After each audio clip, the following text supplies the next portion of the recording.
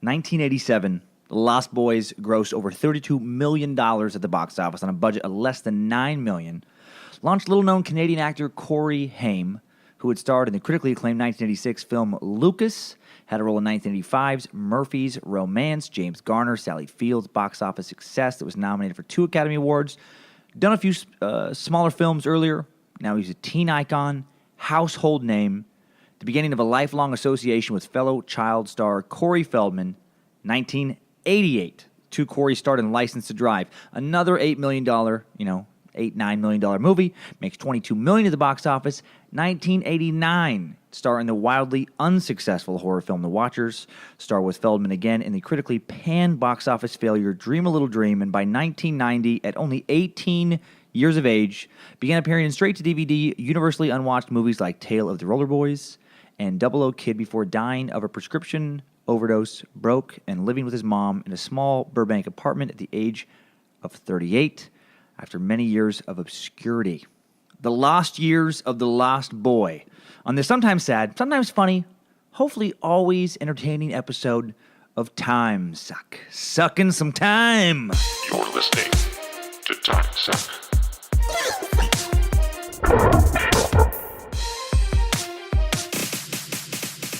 Let's get into Lost Boys. Lost Boys, I first remember seeing Corey Haim in Lost Boys, one of the first horror movies I ever watched. Maybe like the first horror movie I ever watched, because it was like scary, but not too scary. And the good guys win. And if I'm spoiling this movie for you, who gives a shit? It was made in 1987. If you haven't seen it, well, that's your problem. All right? How dare you listen to a Corey Haim themed podcast not knowing about the Lost Boys? Okay, it was around 1988 when I watched. I was like 10 or 11. I watched HBO or some video rental. Watched with my mom, and I thought it was awesome. It was like scary again, but not too scary. Like I said, had kids not much older than me doing things I wanted to do, like hanging out at the comic book store, talking about comics, talking about girls, checking out girls. Had both hot vampire teen bad girls, hot regular girls, super hot half vampire girl named Star, played by the gorgeous Jamie Gertz. Badass vampire leader, Kiefer Sutherland. That was my introduction to him as well. That and Flatliners. Holy shit. Totally different episode of Timesuck that would be. Badass older brother I wish I had, and Jason Patrick fucking doing the bench press at home like a boss in his 80s workout gear with jeans. Sweet. It was so great. It was like a classic 80s movie.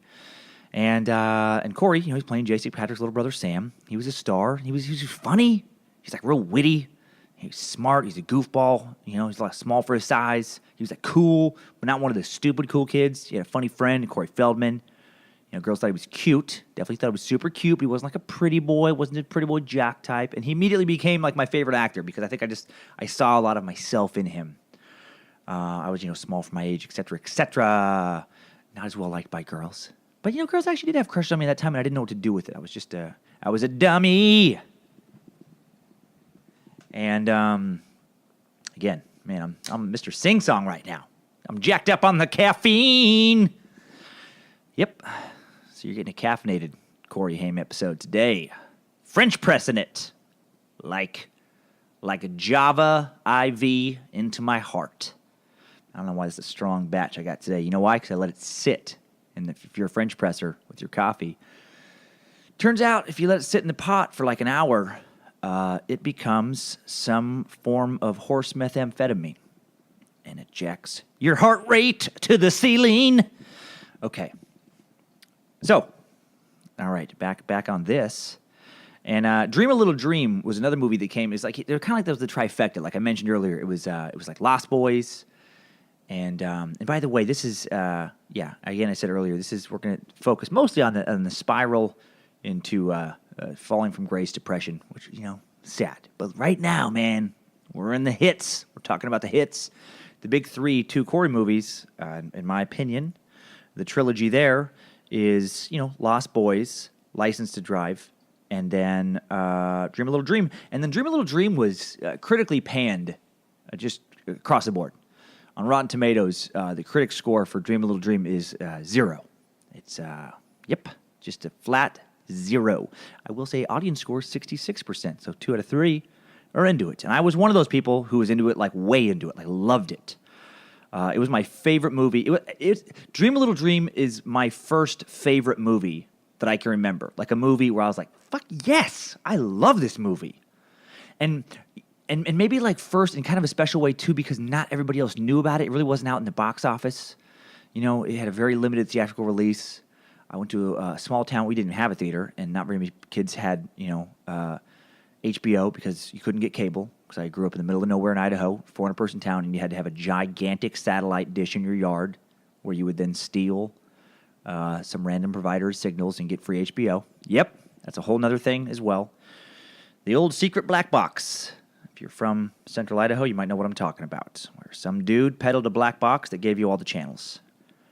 I think it was like a one-time fee. It was crazy. But anyway, so it was like I got to talk about this movie to other people. I was the cool kid, by just being the one who knew about it. And so there was that association as well. And yeah, and this guy, like, I felt awkward at the time with girls. I was, again, small for my size, intimidated by some of the bigger boys at school. And I related to Corey Haim's Dinger, his Dinger character. He had a crush on the gorgeous Meredith Salinger. Also probably why I like that movie. Definitely right up there with, like, Kathy Ireland, where, like, that first group of women where I was like, what the fuck is this? Like, just, like, oh, my God. Like, I'm awakening hormonally for the first time. And, like, to me, Meredith Salinger that time was like, oh, my God, she is, like... Is that even a real person? Is that just some sexual angel? And I don't even fully understand sex at all at this point in my life. But I knew that whatever she had, it was all I would ever need if I could get a hold of it. Like, that's all I ever wanted, even though I didn't know even who she was. So anyway, that was a big plus. And Dinger had he had a crush on her, Meredith Salinger's character, who didn't really like him. Just like I had a crush on this girl named Sarah Foster, who wasn't that into me. And I was a little romantic and would go on to get my heart broken because I was sappy. And Dinger, the movie is kind of like about sappy romance as well. And I became obsessed with the movie and the soundtrack. This is like a huge memory of mine from growing up. It's just this weird period of my life. It's like sixth grade where for some reason the teachers let me have a Walkman at recess. I don't remember any other kid no, that's not true. I was going to say literally any other kid. Jackie Hardy, I'm pretty sure she also rocked a Walkman at recess a few times as well. Maybe a kid named Lincoln Laughlin, but it wasn't common. Was not common. And definitely uncommon to listen to the Dream a Little Dream soundtrack because it was a lot of, kind of mushy stuff. Like I remember the other kids that had either like a Ghetto Blaster or a Walkman at that time, they're rocking like AC/DC, Poison, Winger, cool shit. And that's right, I did say Winger before saying cool shit, which was not an ironic thing to say in 88. Like people were like, fuck yeah, Kip Winger. Hell yeah. And there was this one song, I think it was like an old Louis Armstrong song.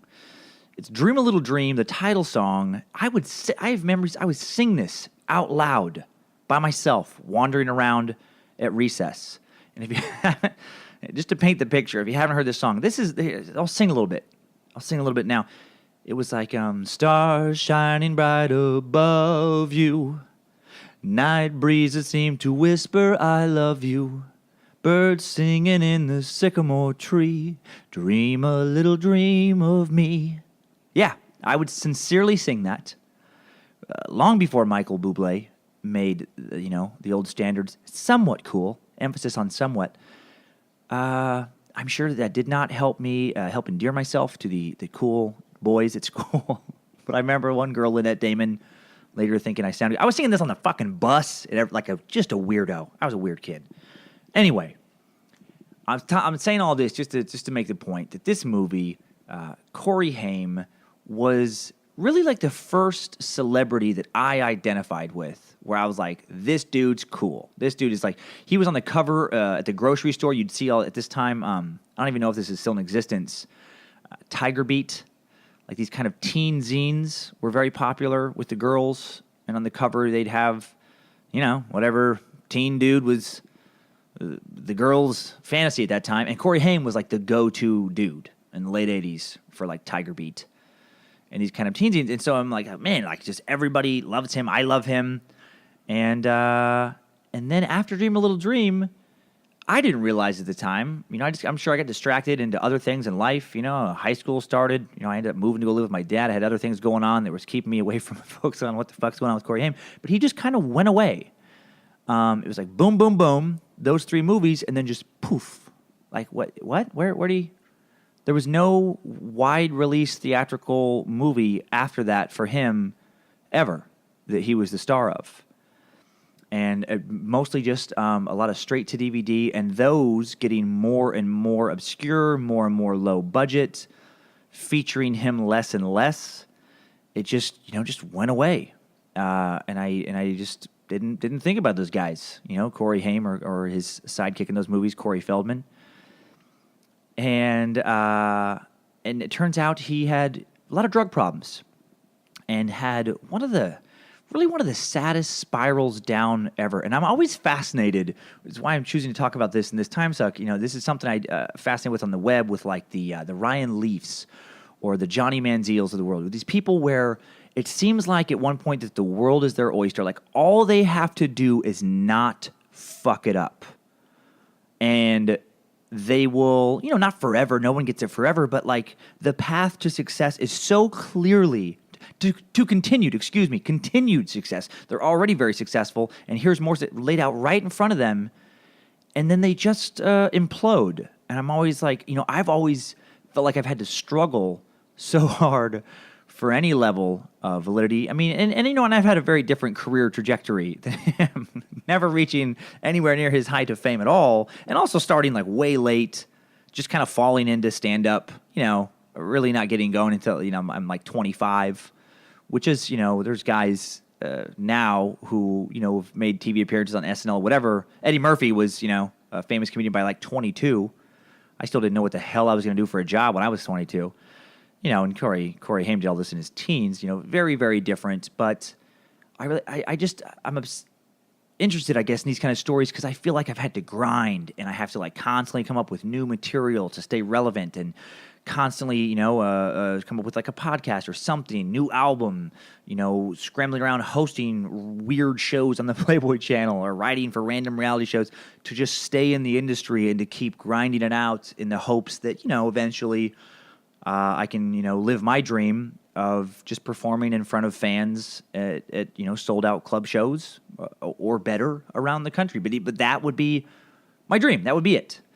And then this guy had like, he would consider that, like Cory Haim of 1988 would be like, what? You're just touring, doing little 300 seats and selling out 300 seat venues? That's in what? Like Des Moines and Omaha? That sounds fucking terrible. Like that would have been like his nightmare probably at that time. He's like, no, I'm in LA partying, fucking a millionaire and the, household name.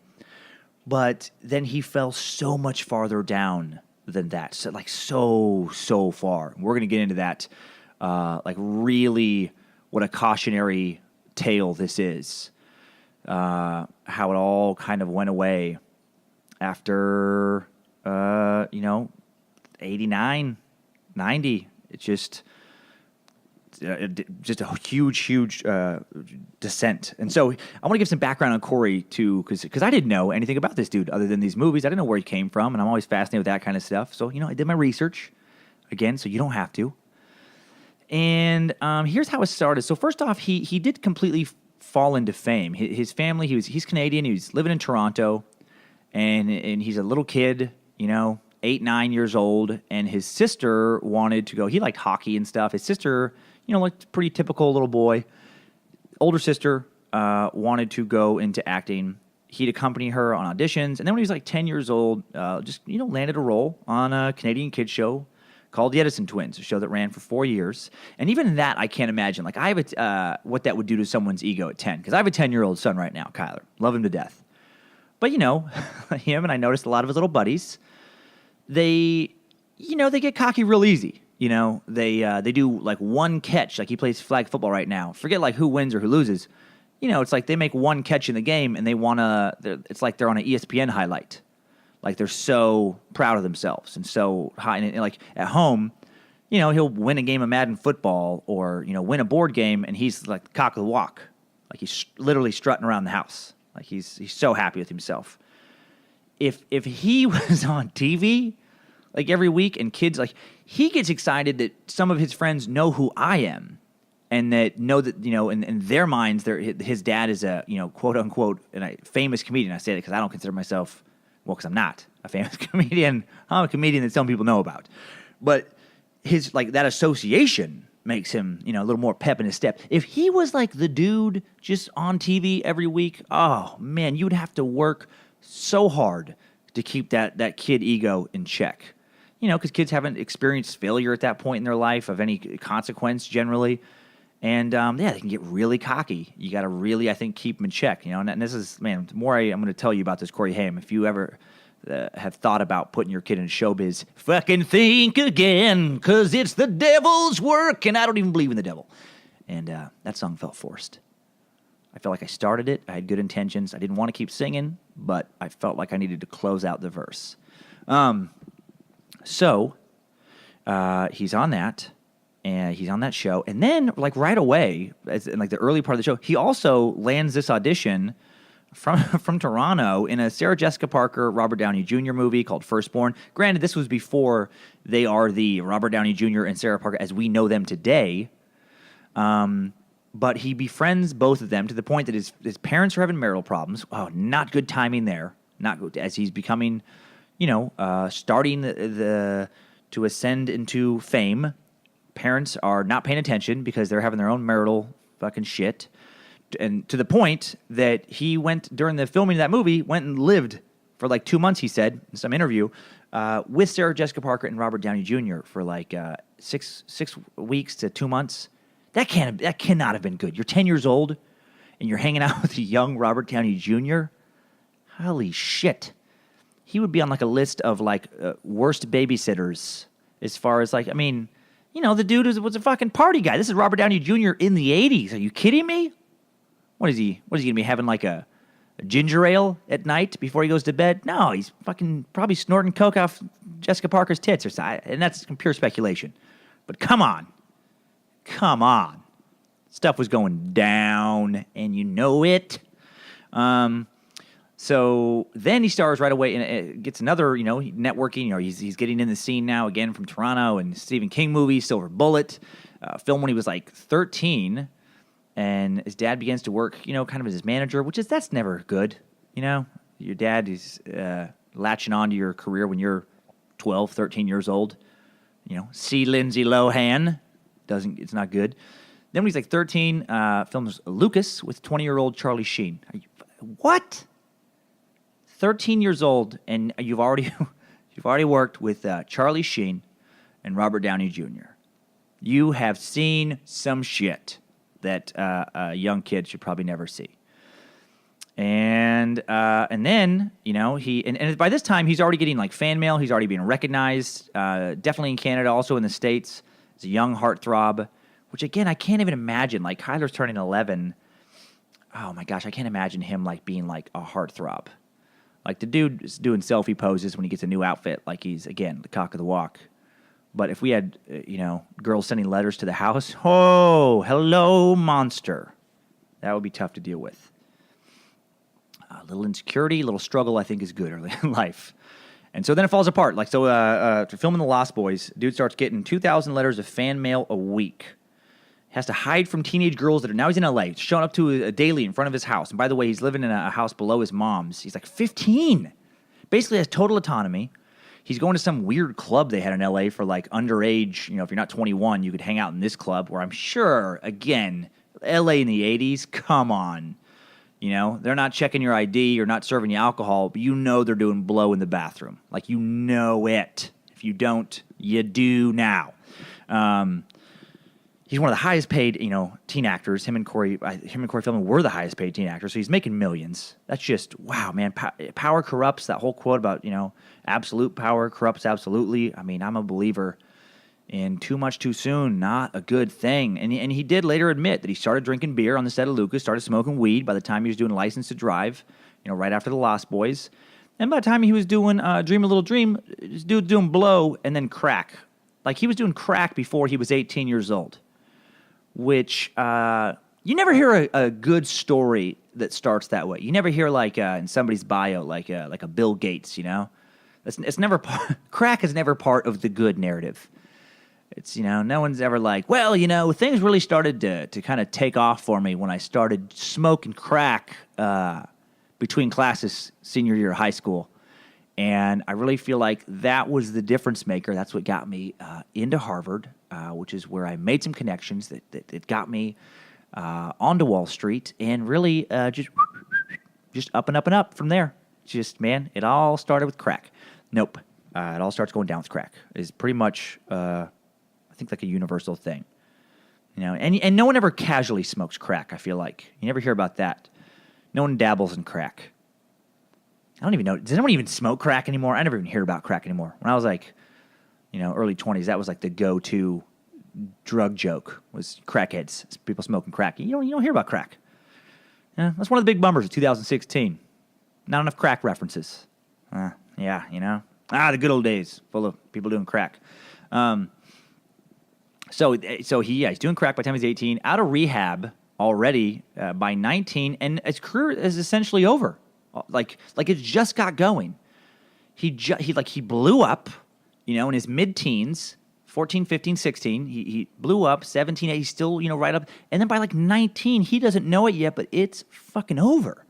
Because now he's, you know, like doing drugs on set. He's getting a reputation around town to the point that he even tried, I think he was on some Arsenio Hall show, back then, and he did some, like, after it became known. He's tabloid fodder, by the way. He's no longer Tiger Beat. Now he's tabloid junkie guy. Kind of like, you know, comparable to like a Lindsay Lohan a couple years ago. How bad that was for her. It was like that for him. Trying to repair his image already. Again, not even 20 years old. And he's like, he did some like call-in 800 number for kids struggling with drug addiction, and then revealed later that he was high when he recorded that even. You know, he's not getting much work, but he still has Hollywood money.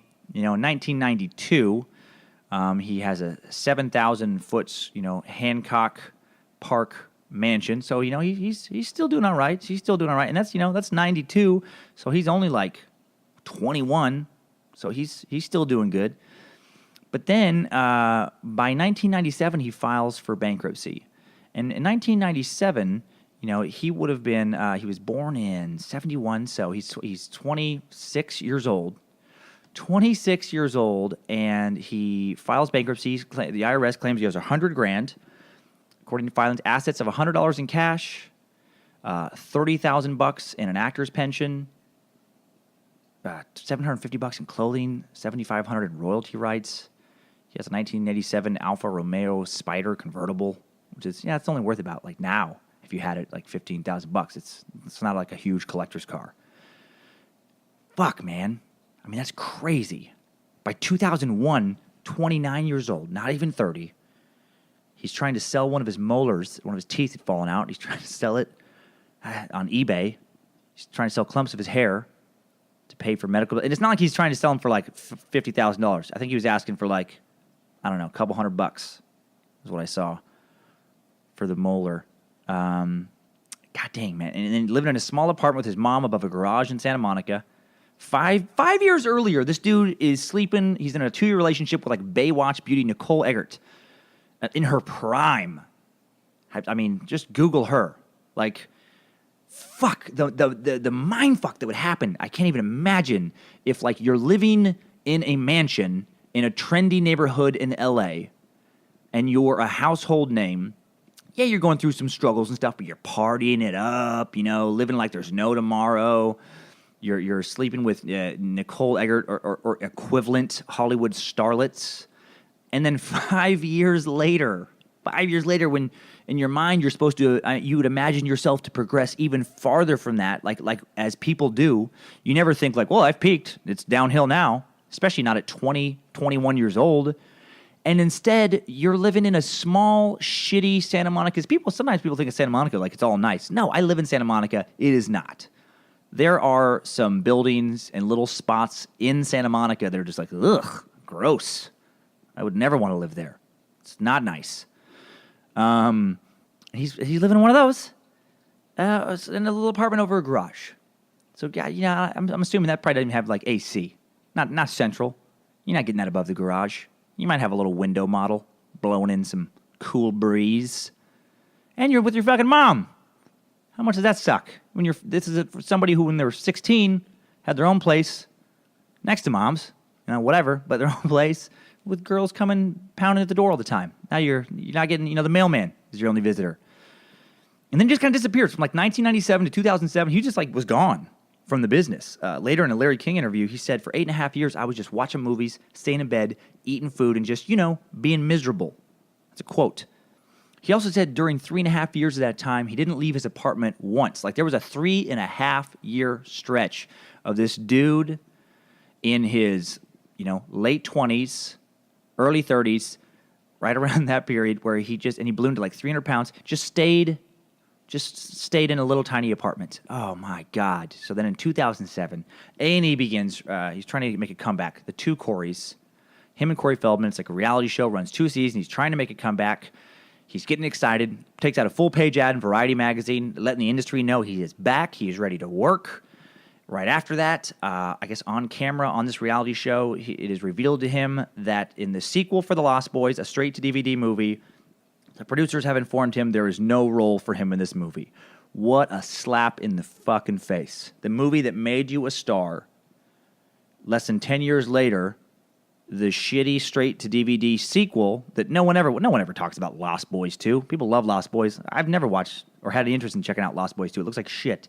But even in that movie, it's like he doesn't even get offered a part. That's like, oh my God, that's like, you're the quarterback of the New England Patriots. That'd be like if Tom Brady, let's say Tom Brady of like 10 years ago, for some reason he gets into drugs, he falls apart, and then today, well, it's like Ryan Leaf or like Johnny Manziel, but it's like, if Tom Brady all of a sudden couldn't get the people to let him play quarterback at like a YMCA, just rec league or something, or like if he showed up at the park. And, it'd be like, let's say it was like Michael Jordan. Well, I mean, that's going a little far. Let's backtrack it. Let's say it was like Charles Barkley in his prime. And then 10 years later, instead of being a TNT analyst, he's like showing up at a park in Birmingham, and he doesn't get picked for like the half-court scrimmage. That would be just devastating. And, and then, he tried to make a small comeback in 2009, early 2010. Supposedly was getting attached to some projects as an actor. He did do some never released, attached as a director to some upcoming ones, and then he dies. I think still living with his mom, Burbank. And even on the comeback thing, it's like, I know people who are attached to stuff where it's like, people think like, oh man, you're like I did some little movie that did festivals like 5 years ago that's on Amazon now. Please don't watch it. For real. But it did some little festival stuff. I actually got some kind of nonsense award show nominations. It's random like festivals no one's ever heard of. And I made like next to nothing for that. So it's like, on one hand, it's like, oh, he's starting to make a comeback, but nah. He might have been making like a couple $1,000 on this movie. And this is a guy without a day job. And wow. And just again, I hope this was entertaining. I know it wasn't necessarily as funny as hopefully the last 2 episodes were. And the next one, I'll be sure to pick a little more positive topic. But I want Timesuck to be just about interesting stuff. Stuff that, like you can talk about, little tidbits you can take away. And I try and keep it as factual as possible. I know that sometimes random web articles, it's hard to tell exactly who's telling the truth. But I try and stay away from the ones that have lots of clickbait. That just, I try not to take my information from an article that on the bottom has like, some nonsense. Kathy Ireland, look at her now. And it's, clearly not even a picture of Kathy Ireland or whatever. The original cast of Baywatch. It's scary to see what they've become. And it's, it's no one from the show. It's fucking nonsense. Try to stay away from that. But if you ever wondered, man, what happened to Corey Haim? Well, now you know. The dude blew up in his teens, and then his life imploded for his 20s and 30s. And that poor bastard, man. I would not wish that on anyone. And I guess I'm fascinated, too, because, it's like I've experienced a small dose of that where it's like, the whole time I've been doing stand-up, I've had the same exact approach. I write what I think is funny. I edit it, perform it as best I can, get it to a place where I think it's as good as I can get it, and then I try to record it. And then, it shows up sometime. For a while there, it showed up on Comedy Central, like a half hour and then an hour. And then all of a sudden, just like a random new exec comes along, wasn't into me like the previous exec was, and then my next album doesn't go on there. But turns out to be better liked on Pandora, where you can make a channel, by the way, Dan Cummins, Pandora Station. And it's just like a lesson to me of like, man, you just do what you do. Like in this case, Cory Haim, you act well, and then you got to start doing a lot of drugs. But sometimes it just goes away, and it's really mentally hard. And I can say that from personal experience. You have that adjustment period of like, shit, man, am I just done? I'll admit, like after my hour special, I definitely thought about quitting. Because at that point I was just invested in ego stuff. It's like I just thought I was on this path of, well, if I got this only 8 years in, oh my gosh, by 15 years in I'll have 3 HBO specials. You just project that way, but it's not all up to you. And, with me, I realized it's like, what I care about is what I can control, my show. And I still like putting on a show. And as long as I like that and can make money doing that, I'll do that. But Cory Haim, man, just to go from such heights to such a low for such a long time. So let's get out of here. Let's get out of here with some top 5 takeaways. Don't let your kid go into acting until they're an adult. Not ever. Don't let your kid hang out with Corey Feldman. Bad track record. Don't let your kid live with young Robert Downey Jr. for a few months or any time at all. If you get a time machine, that should be the last on your list. Don't ever smoke crack. Ever. Ever. And number 5, the Lost Boys will forever fucking rule. Miss you, Sam. R.I.P. Cory Haim.